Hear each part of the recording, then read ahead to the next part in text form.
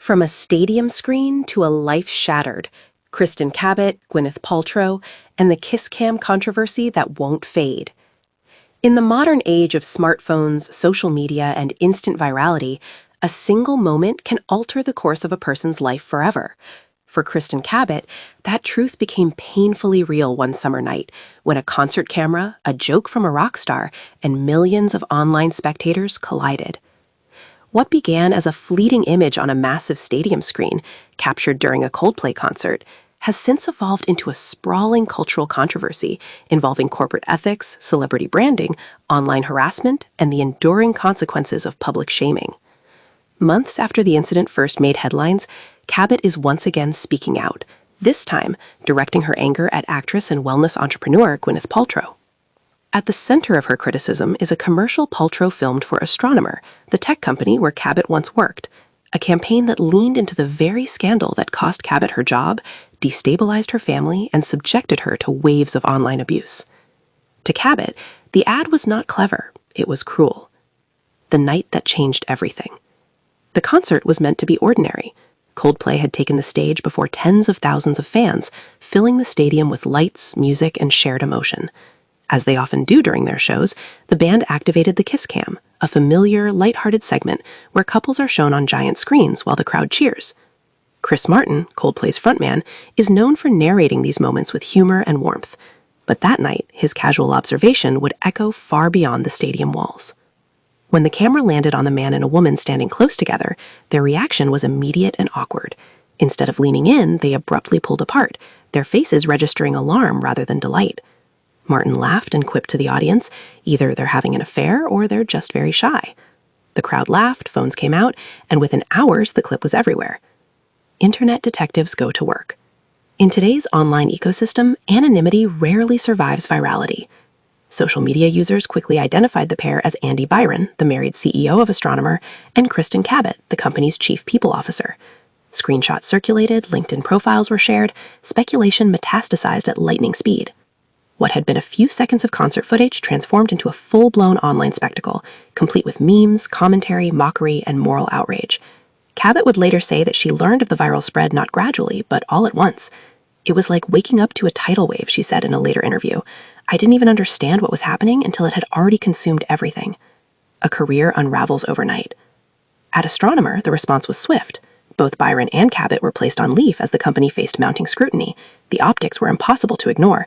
A CEO and the head of human resources, positions tied directly to trust, leadership, and workplace ethics, caught in what appeared to be an inappropriate relationship. Soon after, Byron resigned from his role as CEO. Cabot also stepped down. For Cabot, the professional loss was devastating. Years of work, advancement, and reputation collapsed in a matter of days. This wasn't just a job, she later explained.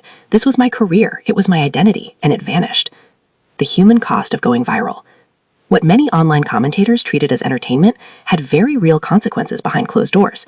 Cabot revealed that she began receiving harassment almost immediately. At first, it was cruel messages and insults. Then the threats escalated. Some messages went so far as to threaten her life. She took steps to protect her children, altering routines and limiting public exposure. The stress, she said, was unrelenting. I can accept accountability for my actions, she said, but nothing prepares you for strangers telling you they want you dead. At the time of the concert, Cabot was separated from her husband. The viral scandal accelerated the collapse of her marriage, and she later filed for divorce. Her family life, once private, was suddenly fodder for public speculation. Owning the mistake. Unlike many public figures who attempted to deflate blame, Cabot has openly acknowledged her role in the incident. In an interview with the New York Times, she explained that alcohol played a role in lowering her inhibitions that night. I had a couple of drinks, she admitted. I made a bad decision. I crossed a line. She emphasized that she understood the consequences and that she accepted them. I gave up my career, she said. That's the price I paid. But acceptance, she argued, does not mean forfeiting one's humanity. There's a difference between accountability and annihilation, Cabot said. What happened to me crossed that line. When the story should have ended, but didn't. As weeks passed, the internet's attention gradually shifted elsewhere. The memes slowed, new scandals replaced old ones. Cabot began the slow process of rebuilding, emotionally, professionally, and personally. Then came the commercial. Astronomer, seeking to reframe its image after the scandal, released a Chris Martin, whose offhand joke ignited the chain reaction, has continued touring with Coldplay. While he has occasionally referenced the Kiss Cam incident in jest, there is no indication that he anticipated or intended the fallout. Those close to the band have emphasized that kiss cam interactions are meant to be playful, not investigative. Still, the moment serves as a reminder that even casual remarks can have enormous consequences in a hyper-connected world. A culture addicted to public shaming. Cabot's experience reflects a broader societal pattern, the rapid transformation of human error into mass entertainment. Mistakes are no longer private. They are broadcast, dissected, monetized, and archived indefinitely. The internet rarely pauses to ask whether punishment fits the crime. Cabot does not claim innocence, but she questions proportionality. "I'm not asking for sympathy," she said. "I'm asking for perspective." Rebuilding in the aftermath. Today, Cabot says her focus is on her children and on creating a life outside the shadow of the scandal. She has stepped away from public-facing roles and limited her online presence. Healing, she says, is ongoing. "My kids are watching," she explained. "They're learning how adults handle mistakes." She hopes they will remember not the scandal, but the lesson. That you can fall, she said, and still stand back up. A story without a clean ending. The Coldplay kiss cam controversy does not resolve neatly.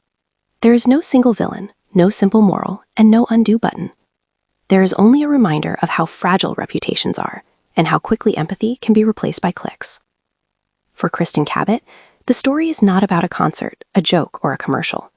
It is about what happens when the world forgets that there are real people behind viral moments. And as long as the internet remembers, she will continue to live with the consequences.